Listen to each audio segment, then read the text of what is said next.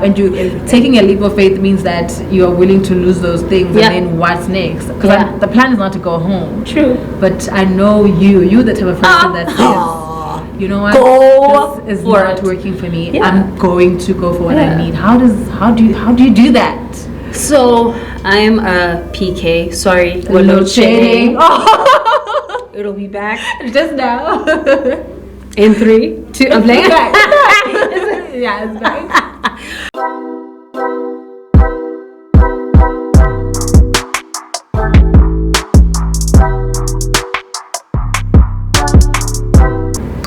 Hey guys, welcome to my channel. Thank you so much for tuning in. If this is your first time, welcome. But if you are one of the 9 subscribers and you are returning, thank you so much for returning. I truly appreciate it.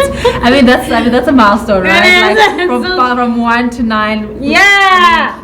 You're gonna subscribe, it's gonna be 10, and then you're gonna celebrate 10 subscribers, right? I think you should celebrate every 10th. So 20, 30, 40. Yeah, I should. Like I should. Yeah, man. So I'm with my girl, Louda.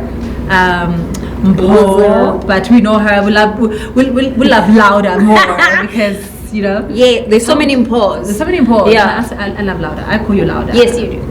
Yeah, so as you can tell from the title of this video that we basically be talking about taking the leap of faith in our careers and our lives, in the midst of the craziness in the economy. Things are so expensive. There's a lack of jobs. There's just so much in South Africa. But it's also important that we always follow our passion, follow our dreams, and find the balance between doing what you gotta do and doing what you love doing. Right.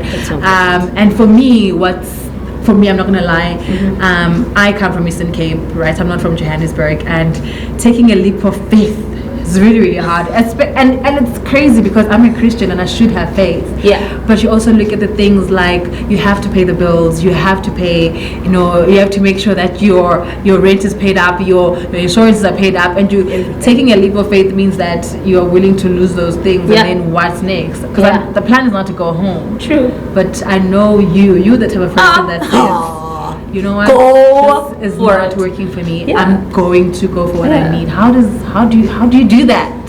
So I'm a PK. Sorry, we're load shedding. It'll be back just now.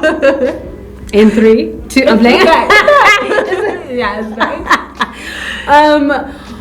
Dude, where were we? You're PK and yes, I'm a PK. So I grew up in a home where we go to church. We do everything that we needed to do, right, by the book, especially when you're under mom and dad's wing, right? And I wasn't really a rebel like that. I was, but not like that, not bad, right? Until I was like, I don't want to do this anymore. It's not working for me. I really wanted to formulate a relationship with God, the universe, whoever or whatever we call him or I wanted to create that relationship and have an understanding as to what am I doing, what does my spirituality mean to me, because I was like, if I ever have a daughter or a son one day and they ask me what is this, I want to have the answers. I don't want to be the because we do it like that, or I don't know, my parents said we must do it like that, so we're doing it like, no. I wanted to have personal relationship. Exactly. So I stopped reading the Bible. And I went to God and I was like, we are not going to read your word until we have a relationship. And by doing that, I also explored other different religions and what they do, and almost stole the things that I liked from those religions and made it my own. And what worked for me and my God. And when I started doing that is when I felt like I really have a hold on my life. I didn't feel like easily swayed. I wasn't, not that I was before that, I'm just saying. I felt like under my mom and dad's wing back then, it was very easy to say yes if someone was like, hey, you gotta do it like, you have to do it like this. And I'd be like, oh, okay. But when I found that power within myself, I was just like, no, I don't, that doesn't resonate with me. I don't want to do it like that. No. Do you think that's what kind of like gives you the courage of knowing that? Because I mean, I think this conversation is so important between the two of us. Because I know what you've been through, and I know where you are right now. Do you think that relationship that you have with God is what kind of gives you the courage to say, it's time for me to move on from this space, even if it means like, because most of the time, if you want to move from one job, for example, move from one place to another, you have to have plans in order. You have to have make sure that something is there, something to fall on. But you are like, no, because I had been praying. Yeah. Because I was comfortable in a space. Yeah. At work, and I had been praying and saying, this is not me and you. This is not your plan for me. I know it because I can feel it. I'm not happy. I'm not aligned. Move me from here. Then guess what? Retrenchment. Then I was retrenched. But when that happened, I wasn't sad. Did I have a plan? No, I didn't have a plan. Yeah. But I remember in that moment, I was like, here's my net here, Lord. I've cast it. Yeah. And when it ended, Louda Productions was like, yo, I'm still here. Yeah. So it was that dive. And when that happened, a friend of mine from the UK was like, I see you doing this. What are you doing? And they sent money. They were like, here you go. And that's when it started. Yeah. Like I feel like I'm about to say a very dangerous statement right now. Because I mean, popular opinion out there is that if you want to leave a job, if you want to leave a space, if you want to start something new, always make sure that you have a comfortable cushion to fall on. Don't, and honestly, it makes sense because struggling is painful, and feeling like you're unprepared, especially financially, is quite painful. But there's what's the balance between walking by faith and not by sight? Right, especially as Christians, we believe that we are praying to God. We know there's going to do something for us, but we never take that leap of faith, and we never exercise what God can do. And sometimes, don't test God. And some of the people say, don't test God, don't test it. But where's the balance of saying, I prayed about it, and I know God's going to do it, and I'm jumping. See, it goes back to that personal relationship you have with God, because it's a knowing. It's a knowing. I don't know how to explain it. It's a knowing within you. It you know that little voice. We always talk about that little voice that speaks once and then it never talks again. Yeah. After it's like, don't go there, and then you go there, and then something happens, and you're like, I shouldn't have gone there. Yeah. It's a knowing personally for me. It's always been a knowing to say, you know what. And I'm not saying this because I feel like I'm superhuman and I don't go through emotions. I do. I go through the whole, should I do this? Is it going to make sense for me?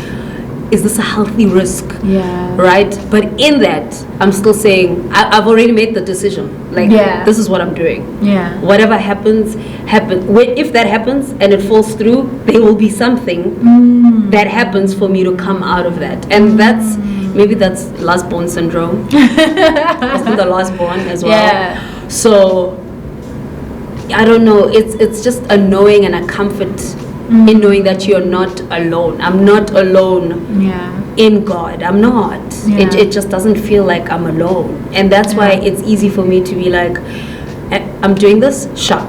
And I do go through those withdrawals. Yeah. Like I said I was doing it, or procrastination, or because it is scary. It is very, very scary. And you said something earlier when you said that you just feel it. You feel like this is not where I'm supposed to be. This is not what I'm supposed to be doing. So it's very important that you're very connected to yourself as well, more than your environment.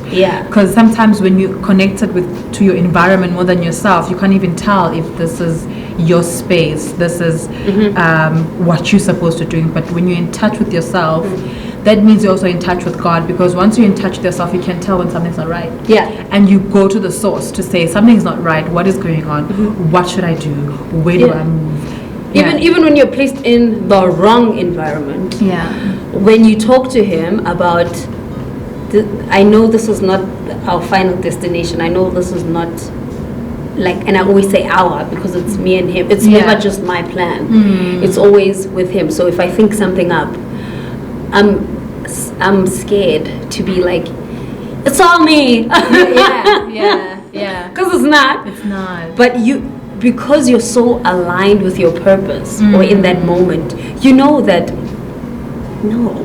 That's why the job will feel wrong. Or you're not comfortable in that space. And sometimes you'll even find yourself in an environment where you feel like it's perfect. Yeah. Like, for instance, you're in a perfect job, you're earning the correct amount of money. Yeah. But it still doesn't feel right. Yeah. Even in relationships. Yes. You're like, I'm happier, but it's just something. Yes. You know, I remember 2 weeks back, I think not even 2 weeks back, this has been happening quite often, where I'm like, this week I'm going to focus on listening to the small voice. Yes. Like where I say this week, just the small voice. If my small voice says, don't sleep now, pray, I'm gonna wake up and pray. If my small voice says, don't watch TV, read one chapter of the textbook, I'm gonna do that.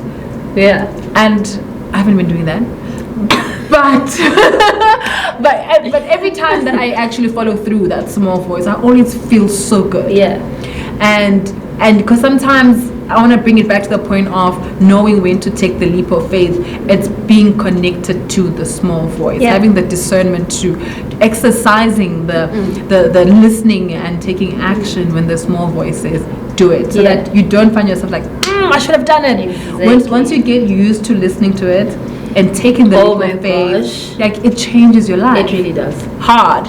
It really very does. hard. It really does. It's very hard because it really does. we are very influenced by how we feel right now, about our emotions.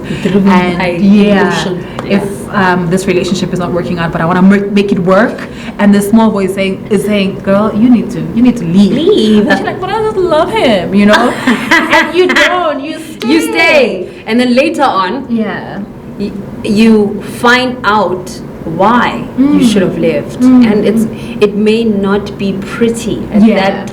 Okay guys, so I had to pause that one so that we can go to our part 2 of this video, so please do check it out same time next week.